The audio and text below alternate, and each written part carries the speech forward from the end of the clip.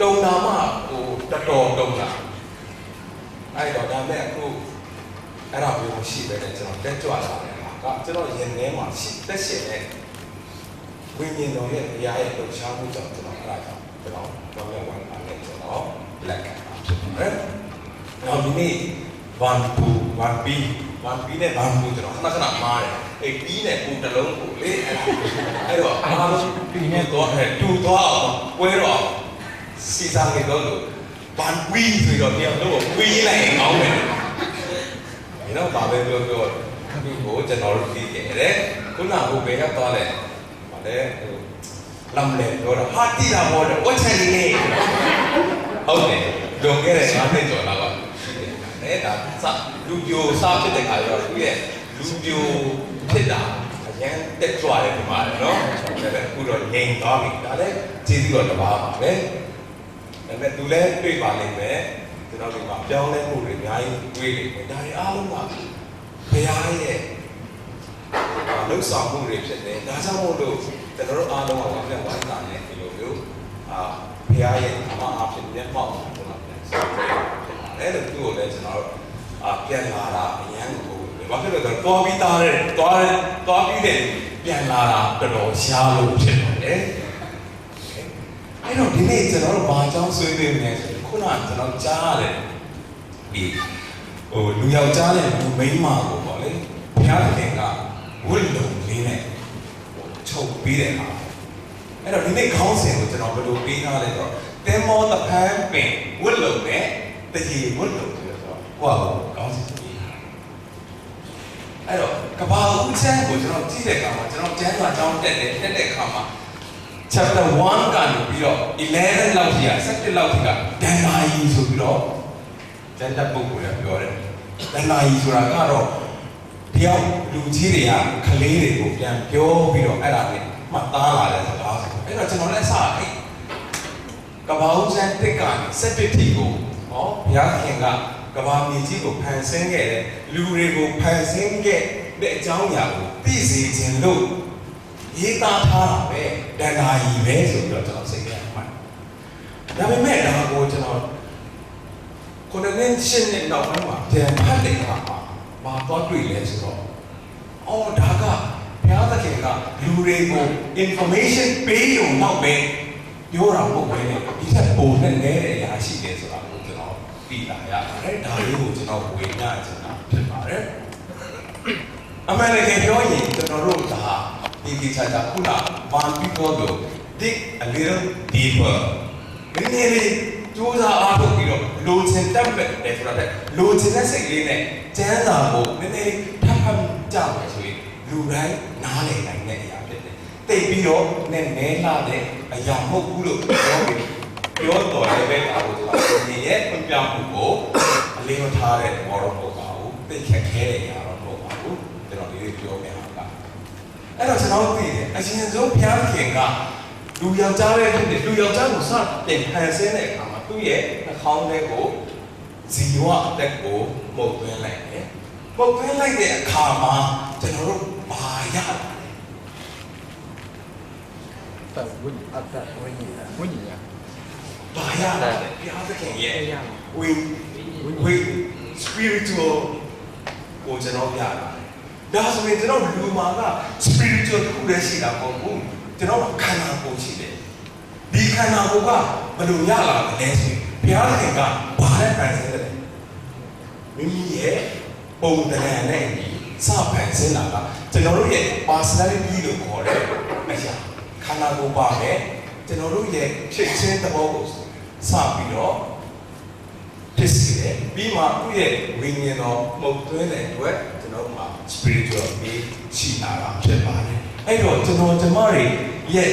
အထဲမှာရှိနေတာကဘုရားရဲ့သဘောရှိတာမှာဘယ်လိုရှိလဲဝိညာဉ်သဘောမှာလည်းရှိတယ်နောက်ပြီးတော့ personality လို့ခေါ်တဲ့ physical သဘောမှာလည်းဘုရားသခင်ရဲ့ပုံသဏ္ဍာန်တော်နဲ့ထားဖြစ်ပါတယ်အဲ့တော့လူကကျွန်တော်ဖန်ဆင်းလိုက်တဲ့အခါမှာဘုရားသခင်ကဘာဖွင့်ပေးတယ်လဲဆိုတော့ဖန်ဆင်းခံခြင်းထဲမှာအမြင့်မြတ်ဆုံးပေးထားပါတယ်ဒါကြောင့်မို့လို့ကျွန်တော်တို့က တရိษံတွေလို့တရိษံတွေကျွန်တော်ကွန်ပျူတာကိုသိကြတယ်တခါတည်းဟိုအထဲကိုဘာသွင်းတယ်ပေါ့လေ program သွင်းပြီးတော့လှုပ်ရှားတဲ့ပုံစံမဟုတ်ဘူးကျွန်တော်တရိษံနဲ့ကြွားတာကကိုဟာကိုအင်္ဂလိပ်တွေကတော့ open ended လို့ခေါ်တာပေါ့ကိုဟာကိုတူးဆွနိုင်တော့ဆက်စူးစမ်းလို့ရတဲ့ဟာတခုကိုလူတွေကိုပေးတာဒါကအခြားဖန်ဆင်းခံတဲ့ပို့ပြီးတော့တာလို့လည်းအချက်ဖြစ်ပါတယ်။နောက်ပြိဿန်ထဲမှာလိမ်မာဆုံးကမတူကိုလဲဆိုတော့မွေးကိုအဲ့တော့ကျွန်တော်ငငယ်လေးကြားရတာဖြစ်။ဥယျာဉ်ရဲ့အလယ်မှာကောင်းမကောင်းသိတဲ့အပင်ကိုထားတယ်။ဘာကြောင့်ဘုရားသခင်ကဒါကိုထားတယ်လို့ကျွန်တော်ထင်ကြတယ်။ကျွန်တော်လည်းနည်းနည်းပြောတော့ဘာဖြစ်လို့ဥယျာဉ်ရဲ့အလယ်မှာကောင်းမကောင်းသိတော့အပင်ကိုထားရတာလဲတင်တာပြောပါအရေးကြီးဆုံးလို့ဘာလို့အရေးကြီးဆုံးလဲပြောပါရဲရဲပြောပါကိုတင်တာပဲဘာကြောင့်ထားလဲလို့တင်စုံစမ်းโอเคစုံစမ်းကြတယ်ဘာလို့စုံစမ်းကြတာလဲယုံကြည်မှုအဲ့ဒါကနားထောင်โอเค obedient လို့ခေါ်တယ်နာခံမှုရှိမရှိကိုသိချင်တဲ့ဟာတစ်ခုဖြစ်တယ်ဒါပေမဲ့အဲ့တစ်ခုလည်းမဟုတ်ဘူးဘာကြောင့်လဲဆိုတော့ဘုရားရှင်ကလူတွေကို free will လို့ခေါ်တဲ့ကိုယ်ပိုင်လွတ်လပ်စွာရွေးချယ်ခွင့်ကိုပေးထားတဲ့အတွက်ကြောင့်မလို့ဒါလေးကိုထားတာဖြစ်ပါတယ်အဲ့ဒီမှာဝေကဝေရဲ့မိခိုးထုတ်တဲ့ပုံကအရန်လန်းအရန်လန်းဘာလို့ပြန်ဖက်ကြည့်ရင်တော့မိုက်အဲ့တော့ဝေကမိခိုးမေးတဲ့အခါမှာဘယ်လိုမေးသလဲဆိုရင်ပင်တို့ဒီလူယောက်ျားနဲ့လူမိန်းမကိုပြောတယ်ပင်တို့ဒီဥယျာဉ်၌ရှိတဲ့များသောအပင်တို့၏အသီးကိုမစားရဟုဧကန်စင်စစ်ဘုရားသခင်မိန့်တော်မူတယ်လို့ချက်ချင်းတခါလည်းမပြောဘူးဝေကလို့မဟုတ်ပါဘူးဘုရားသခင်တို့ရှောက်နေတာအဲ့ကမလို့စားလို့ပြောမင်းတို့ဘုရားသခင်ကတကယ်ပဲအဲ့ဒီအသီးကိုမစားရဘူးပြောလားဒီကိုလေဟိုကဝေးရမေးလိုက်တာဝေးလေးကိုမေးတာပြောတာလေနော်ဟုတ်တယ်အဲ့ဒါနဲ့ဘုရားဘယ်လိုလဲပြန်ဖြေတာမျိုးသမီးကဘယ်သူကဟုတ်တယ်ငါတို့ကိုအဲ့လိုဒါအတီးရလေအရင်စားလို့ကောင်းမယ်ဟာဆိုတော့တို့စားပြီးလိုက်တာဘာပြီနော်စားပြီးလိုက်တယ်စားပြီးတဲ့နောက်မှာတို့ဘယ်လိုဖြစ်သွားလဲအဲ့ဒီကိုစားပြီးတဲ့နောက်မှာဘာဖြစ်သွားလဲမျက်လုံးပွင့်သွားတယ်လို့ပြောတယ်မျက်လုံးပွင့်သွားတဲ့အခါမှာဘာဖြစ်သွားလဲအဝတ်မပါတစ်ချင်းရှက်သလားအဝတ်မပါဘူးအဝတ်မပါတာကိုပြီးတဲ့အခါမှာဘယ်လိုရှက်လဲရှက်သွားတယ်ဒါဆိုရင်အမြင်ပွင့်သွားတယ်လို့ပြောတယ်မှာဒါဆိုအချိန်လုံးကဘုရားကသူတို့မျက်လုံးပိတ်ထားတာဟမ်အပြစ်တွေအဲ့ဒါစဉ်းစားစရာနော်အမြင်ပွင့်သွားတယ်ကောင်းမကောင်းကိုပြီးတဲ့အပင်ကိုစားလိုက်တဲ့အခါမှာတဲ့သူတို့ကမျက်စိပွင့်လင်းပြီးတော့အဲ့ကြမှာသူတို့ကိုတုံးလုံးကြီးတွေဖြစ်နေတာကိုသိပြီးတော့သူတို့ရှက်ကြတယ်အဲ့ဒါစဉ်းစားစရာပဲဒါဆိုကိုတုံးလုံးကြီးရှိနေတာကရှက်စရာဘုံမလေးလေးပြောရင်ခင်ဗျားတို့ယောက်ျားမင်းမလင်များသွားတဲ့အခါမှာကိုတုံးလုံးလေးပဲရှက်မရှက်လားမသိဒါဆိုအဲ့ဒါမတီးလို့မရှက်တာလားတီးနဲ့မရှက်တာတီးရှင်စားလို့ဖြစ်ပေါ့လေမေကိုရတာဆက်ပါโอเคဒါကကျွန်တော်စဉ်းစားရမယ်ပါဟုတ်စဉ်းစားရအဲ့တော့ကျွန်တော်အာရနဲ့အေးဝါကိုသူတို့ကအပြီးမစားနေတော့မှကျန်းတာမှာပါတယ်သူတို့ကဦးဒီရှက်ကြောက်ခြင်းနဲ့ကင်းလို့ကြ၏ရှက်ကြောက်ခြင်းနဲ့ကင်းလို့ကြ၏ရှက်ကြောက်ခြင်းနဲ့ကင်းလို့တယ်ဆိုတာကသူတို့မသိတာမဟုတ်ဘူးသူတို့အဲ့လိုရှက်စတယ်ဆိုတဲ့အပြီးလုံးဝကိုမရှိတာလုံးဝကိုမရှိတာဟိုအသီးစားပြီးတော့သူတို့ ရှက်ကြောက်ခြင်းဝင်လာတာဖြစ်ပါတယ်တနည်းအားဖြင့်ခုနမနာခံခြင်းဆိုတဲ့ဟာကသူတို့ထဲကိုဝင်လာတာဖြစ်ပါတယ်အဲ့ဒါကိုသူတို့မရှက်တာကအစကသူတို့မှမရှိလို့မရှက်တာဖြစ်တယ်ဒါဝင်လာတဲ့အခါမှာသူတို့တနည်းအားဖြင့်ဒီကိုတုံးလုံးလေးဖြစ်နေတာကိုရှက်တယ်ဆိုတော့ပမာစကားနဲ့ပြောလိပ်ပြမလို့တော့လိပ်ပြမလို့ခြင်းကိုကျွန်တော်တို့အပြစ်ရှိတယ်လို့ခံစားရတာဖြစ်ပါတယ်ဒါကိုကျွန်တော်ဘာလို့ပြောလဲဆို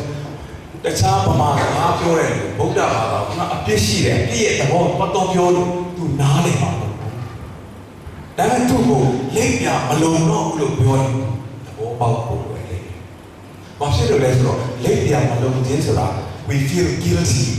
ကိုယ့်ဟာကိုအပြစ်ရှိတယ်လို့ခံစားရတာဆိုလို့ကျွန်တော်ပြောပါတယ်အဲ့တော့ကျွန်တော်တို့ပြောချင်တာကခုနကတော့ကျွန်တော်ကျမ်းစာကိုပြန်လေ့လာတဲ့အခါမှာအင်းကြီးမဝေချင်းကိုရှက်တာပုံပဲနဲ့သူတို့ထဲကိုတရားဝင်လာတဲ့အခါမှာအရှင်ကသူတို့လုံးဝမခံစားဘူးတဲ့အရာကိုအထဲဝင်လာတဲ့အခါမှာသူတို့အဲ့ဒီမှာမနာခက်မှုကြောင့်ဖြစ်လာတဲ့လိပ်ပြမလုံးခြင်းရှိသွားတာဖြစ်ပါတယ်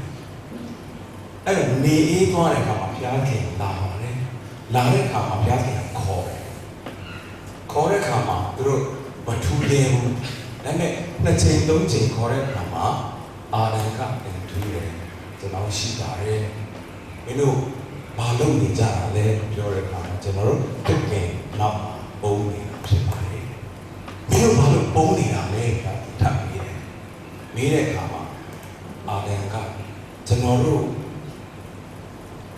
ကိုတုံးလုံးဖြစ်နေတာကိုတွေ့လို့ကျွန်တော်တို့ရှက်ကြောက်ပြီးတော့ကျွန်တော်တို့ပုံနေတာဖြစ်ပါတယ်အဲ့လိုမျိုးဝန်ခံတဲ့အခါမှာဘုရားကပြောတယ်မင်းတို့ကငါမစားနဲ့ပြောထားတဲ့အသီးကိုလို့စားမိပြီမလားလို့ပြောတယ်ဟုတ်ကဲ့စားမိပါတယ်ကျွန်တော်ကိုဘယ်သူကစားခိုင်းလို့ဖြစ်ပါတယ်ပြောတဲ့အခါမှာအေဝါကိုမေးတယ်အေဝါကလည်းငွေချောင်းဖြစ်ပါတယ်စားဖြစ်ပြောကြတယ်အဲ့ဒါဒီညမှာအရင်ရေးကြည့်ပါတယ်ဘုရားသခင်ကမသိတာမဟုတ်ပါဘူး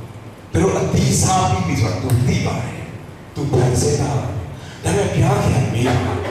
မင်းတို့ဘယ်မှာပုံနေကြတာလဲမင်းတို့ဘာလုပ်ပြီးတလဲလို့မေးပါတယ်မေးတဲ့အခါမှာအာဒံကပြန်ပြီးတော့ပြန်ဖြေပါတယ်ကျွန်တော်တို့စားမိပါတယ်ပြောပါတယ်ဒါကကျွန်တော်တို့ဆွေးနွေးမဲ့အကြောင်းအရာအရေးကြီးတဲ့ပမာချက်ဖြစ်ပါတယ်အဲ့ဒါနဲ့ကျွန်တော်အတူကပြောရမယ်ဆိုရင်ဘုရားခင်ကတရားစီရင်တယ်ဒါပေမဲ့တခုတော့ပြောတဲ့ဝေကိုဒီအမျိုးသမီးရဲ့မျိုးဆက်ကမင်းရဲ့ခေါင်းကိုကျိတ်နေတယ်မင်းရဲ့သူ့ရဲ့နှောက်ကိုကျိတ်နေတယ်ဆိုတော့ပြောတယ်နောက်ဆုံးမှာခုနကျွန်တော်တို့ဖတ်တယ်ဘုရားခင်ကအဲ့ဒါလာတယ်ဘာရေးကြီးလဲဆိုခုနဘုရားခင်ကမခေါ်ခင်မှာဘာရှိလဲဆိုတော့လူတွေကအဲ့အာရနဲ့ဒီဝကရှက်တဲ့အခါမှာဘာနဲ့တို့ဖုံးကြတယ်သူတို့ပေးရတယ်သင်္ဘောတပန်းပင်နဲ့ဖုံးပါတယ်သင်္ဘောတပန်းပင်ကဘာကိုပြောနေတာလဲဆိုရင်သူတို့ကိုယ်တိုင်စူးစမ်းပြီးရက်လုပ်နေရဖြစ်တဲ့အတွက်ကျွန်တော်တို့လူတွေဘုရားသခင်ရှေ့မှာလက်ပြန်မလုံးခြင်းရနေပြီးတော့လွတ်မြောက်ဖို့အတွက်ကောင်းတဲ့အကျင့်ဖို့စူးစမ်းကြပါတယ်ကိုယ်တိုင်ကျင့်ဖို့စူးစမ်းကြပါတယ်ဒါပေမဲ့ကျွန်တော်တို့စူးစမ်းနေတာကသင်္ဘောတပန်းပင်နဲ့အာရနဲ့အေဝါချုံတယ်လို့ပါပဲကြာရှိခံပါတိတ်ရဆိုတော့3ရက်လား4ရက်လောက်ပဲဒါကိုဘုရားခင်ကသိတဲ့အခါမှာဘာနဲ့သူတို့ကိုခြုံစီတယ်လဲဆိုတော့တရေဝိယုံနဲ့သူတို့ကိုခြုံစီပါတယ်တရေဆိုတာရဖို့မလိုပါဘူးအကောင်တက်ပေးပြီးမှဝေးမောအဲ့တော့ဒီနေရာမှာကျွန်တော် chapter 1 to 3ကိုဖတ်လိုက်တာနဲ့ကျွန်တော်တို့နည်းနည်းလေးပါလေးထပ်ပို့လိုက်တာနဲ့ဖြစ်စကားနဲ့ပြောလိုက်ပြီခုနကျမ်းစာတော်လုံးမှာပါတဲ့သခင်ယေရှုရဲ့ကျွန်တော်တို့ကိုအသွေးနဲ့ကယ်တင်မဲ့အကုန်ပါပြီးသားဖြစ်တယ်ဘုရားခင်ကအကုန်လုံးအရေးပြပြီးသားဖြစ်တယ်ကျွန်တော်တို့ကတော့အကောင်မထင်နိုင်ကြလို့လားဘုရားခင်ကအရေးပြပြီးသားဖြစ်ပါတယ် အဲ့တော့အဲ့ဒါနဲ့တပြိုင်တည်းဘာထပ်လာလဲဆိုတော့ကျွန်တော်တို့ Genesis ကို chapter 4လောက်ဆက်ဖတ်တယ်။ကာယနာနဲ့အာဘေလဒီကိုမြောက်ရှိပါမယ်။အကြီးကဘာလဲ ကိုင်း အကြီးကကာယနာအငယ်ကအာဘေလကဲတဲတော့ပြိမယ်ကာယနာကဘာလို့လဲကာယနာကဘာလို့လဲတော့ဝီယူကာယနာကဘာလို့လဲကြီးကောင်အင်္ဂလိပ်လို king လို့ခေါ်တယ်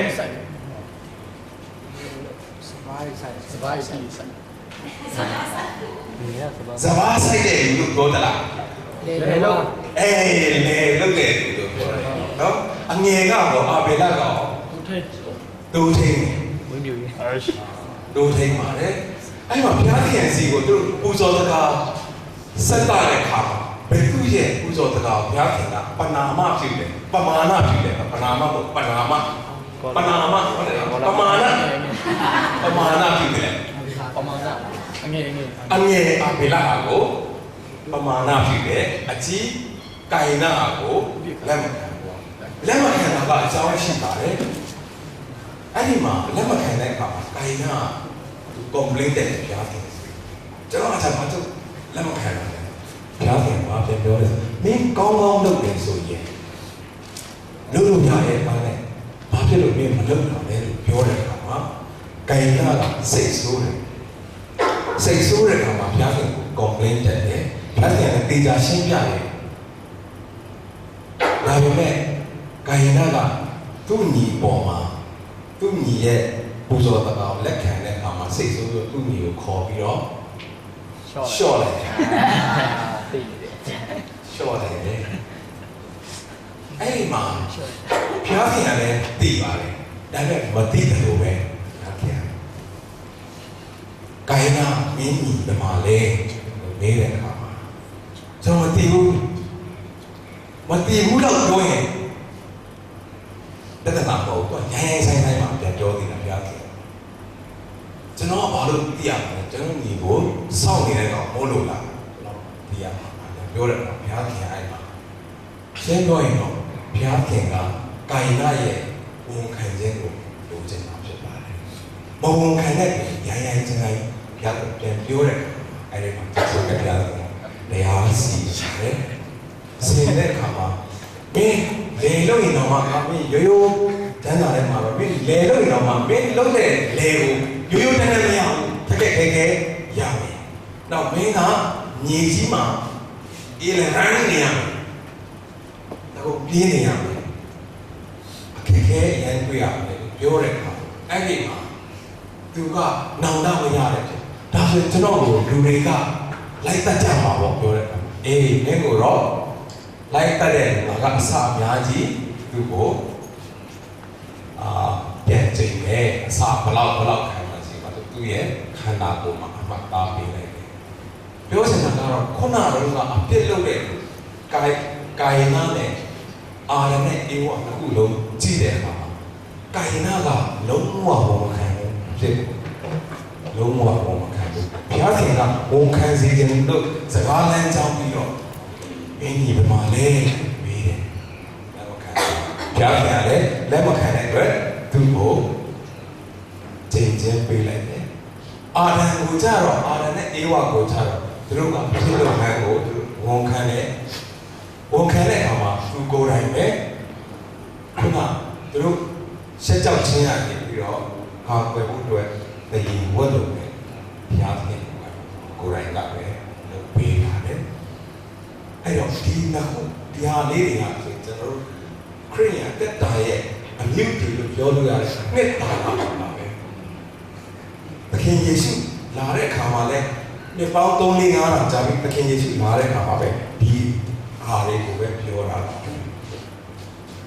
အဲ့တော့တခုရှိတာကဒါပြီးတာနဲ့တစ်ခါလေကြာရင်ကျွန်တော်တို့တောက်ဖြစ်ကြတာကဘာရှိလဲဆိုတန်တရားရှိကြတာဒါဆိုသခင်ယေရှုမလာခင်နဲ့ဘိုးကဘာဦးကြားထဲမှာရှိတဲ့လူတွေကိုဘယ်လိုလုပ်လဲသခင်ယေရှုမှာလာမကတ်ကဲတဲ့သေးတာဒီလူတွေကို ကဲတင်ခြင်းရမလားဆိုတဲ့အရာတွေရှိတယ်အဲ့ဒါကလည်းဘုရားခင်ကဖြေပေးပါမယ်ယုံကြည်ခြင်းတစ်ခုတည်းပါပဲကဘာဦးမှာကလေးကစခဲ့တဲ့လူဟာကိုယ့်ဟာကိုအဖြစ်လုံအောင်လို့တေမောတပန်းနဲ့ဘလောက်ပဲချိန်လို့မလုံမန်းကိုဘုရားခင်ကသိတဲ့အတွက်ကြောင့်မို့လို့အာရနဲ့အေဝါကိုတားတက်ပြီးတော့အသွေးအားဖြင့်တည်ဝတ်လုံနဲ့ဖုံးဖို့ခဲ့ရာရာကပြောင်းလဲမသွားပါဘူးကျွန်တော်တို့ပုံတည်တဲ့အာဗြဟံပဲဖြစ်ဖြစ်မောရှေပဲဖြစ်ဖြစ်နောက်ဆုံးကျွန်တော်တို့ရဲ့မင်းသားကြီးကိုပြောရမယ်ယောက်ျားလေးတွေစိတ်သိပြီးတော့သဘောကျတယ်ဒေးဗစ်သူတို့အားလုံးနဲ့အဖြစ်ဒီမှာအာဗြဟံကတော့အဖြစ်အားတော့ရှိပါတယ်ဒါပေမဲ့အဲ့လောက်ကြီးတော့တော့တော့ဒါပေမဲ့ဒေးဗစ်ဆိုရင်သူများမိမလည်းကြာကိုတာပဲကြာကိုတာမှမရိုးမဟုတ်ဘူးသူကသူ့ရဲ့ယောက်ျားကိုပါရှော့ပလိုက်တယ်စဖြစ်ပါလေအဲ့တော့ဒီလူတွေအားလုံးကဘာဖြစ်လို့များယုံကြည်ခြင်းရဲ့ဖခင်ကြီးတွေလို့ကျွန်တော်တို့စံပြုနေရတာလဲဆိုရင်သူတို့ရဲ့အချင်းတဲ့သူတို့ရဲ့ယုံကြည်ခြင်းကြောင့်ဖြစ်ပါတယ်အဲ့တော့ခုနကျွန်တော်တို့ကျမ်းစာမှာဖတ်ရတာဟောက်ပြီးဖတ်ပေးတာကဒီအကြောင်းအရာတွေကို prophet တွေခုနကျွန်တော်မောရှေတို့အာဗြဟံတို့ဒေးဗစ်တို့နောက် prophet အလာယပဲအိုင်ဇာယပဲကျွန်တော်တို့အခုကြားနေရတဲ့သခင်ယေရှုရဲ့ကယ်တင်ခြင်းကိုသူတို့အញ្ញမ်းကြားနေကြတယ်ဒါပေမဲ့သူတို့မကြားရအောင်ဒါပေမဲ့ခင်ဗျားတို့ကြားရခင်ဗျားတို့အញ្ញမ်းကိုခင်ဗျားတို့ရဲ့နားတွေကျွန်တော်တို့ရဲ့နားတွေကျွန်တော်တို့ရဲ့မျက်စိတွေအဲဒါကျမ်းစာကိုကျွန်တော်တို့မြင်ရတယ်နားဖြစ်ကြတယ်ကျွန်တော်တို့နားတွေမျက်စိတွေကအញ្ញမ်းမြင်လာရှိတယ်အဲ့တော့ဒီနေ့ကျွန်တော်ဆုံးသက်တဲ့အနေနဲ့ကျွန်တော်ပြောချင်တယ်ဆိုရင်မျိုးစေ့ကျဲတဲ့ဥပမာလေးကိုကျွန်တော်တို့ဒါလေးနဲ့ဆုံးသက်ရအောင်သခင်ယေရှုကမျိုးစေ့ကျဲတဲ့ဥပမာကိုနဲ့သူရဲ့တပည့်ကိုပြောပြပါတယ်သူကသခင်ယေရှုကဥပမာကြီးပြောတယ်ကွာသူတပည့်၁၂ယောက်ကဆရာဘာလို့ဒါလို့ရည်ရွယ်လွတ်ရလဲဘာဥပမာကြီးပဲမင်းတို့ဥပမာနဲ့ပြောမင်းတို့တဲ့ပြောရင်နားမလဲတဲ့အခါကျတော့ဥပမာနဲ့ပြောရတာဆိုပြီးတော့ပြောတယ်အဲ့ဒီမှာမျိုးစေ့ပြောပါတယ်အဲ့တော့ဘုံမောင်ဆုံးမျိုးစေ့ကတော့ဘာပြောတရားစကားဆိုတာကားတယ်ကောင်းကင်နိုင်ငံရဲ့သခင်ယေရှုရဲ့ဟောကြားတဲ့တရားစကားဆိုတာကမျိုးစေ့နဲ့ပြောပါတယ်တချို့သောမျိုးစေ့တွေကလမ်းမှာကြားတယ်တချို့ကကြောက်ပေါ်တဲ့ရက်မှာကြားတယ်တချို့ကစူးပင်တွေကြားမှာကြားတယ်တချို့ကကောင်းသောမြေမှာကြားတယ်အဲ့တော့ခင်ဗျားတို့အနေနဲ့ဒီနေ့ခင်ဗျားတို့ကြားရတဲ့သခင်ယေရှုရဲ့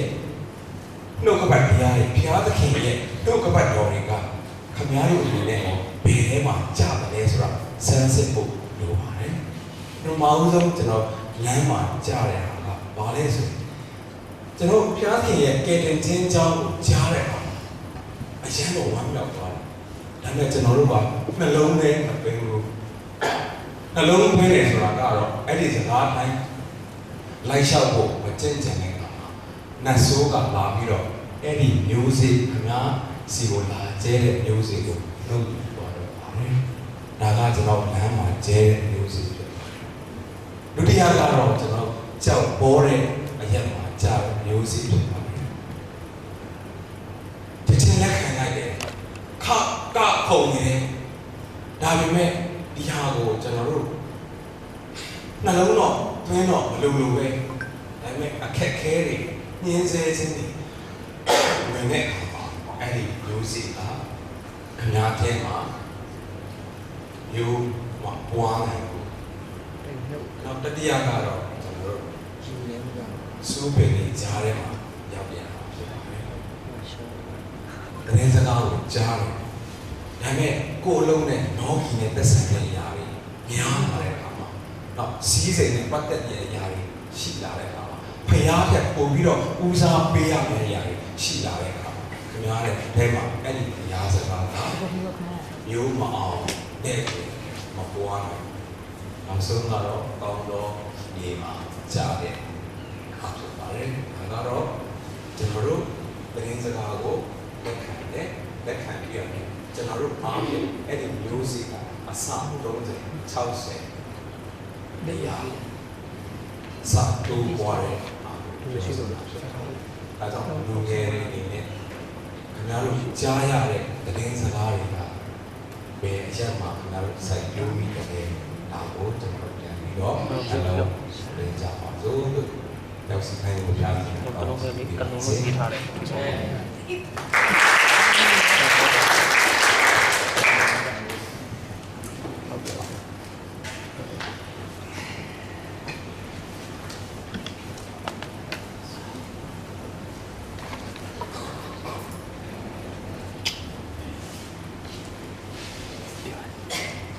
ဒီပေါ်တော့ဖန်ပေးတဲ့တရေဝလုံးဆိုတော့အောင်းစင်အောင်ပါ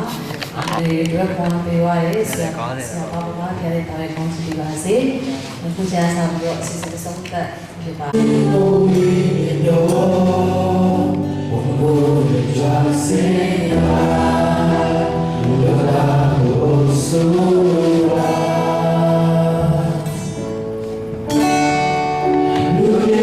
So that you